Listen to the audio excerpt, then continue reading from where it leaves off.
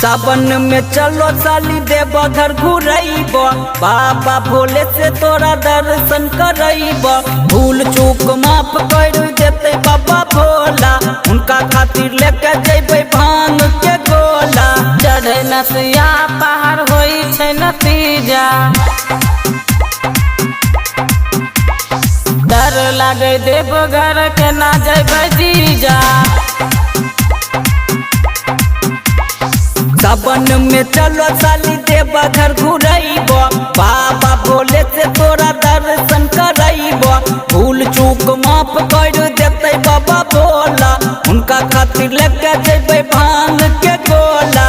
चढ़े नसिया पहाड़ होई छै नतीजा,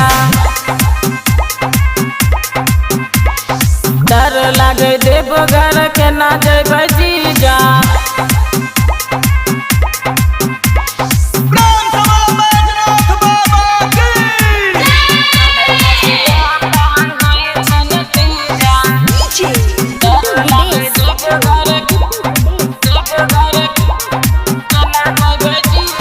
भोले बाबा दुखिया के करथुन भला, जान जेथुन सारू तो करथुन हला।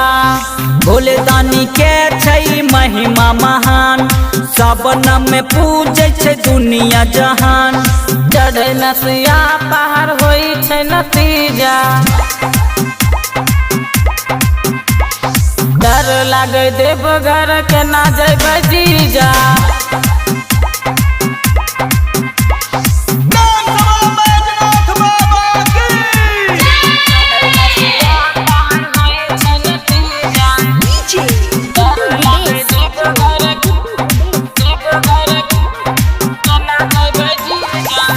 मीना कहे छकी करन जिद्दी, राइट रोहित बस पूछी ल विधि। जीजा पंकज के सुनो हे साली, जल चढ़ैबै जाके हाली हाली।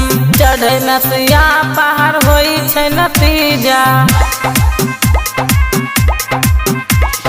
डर लागे देव घर के ना जेबै जीजा।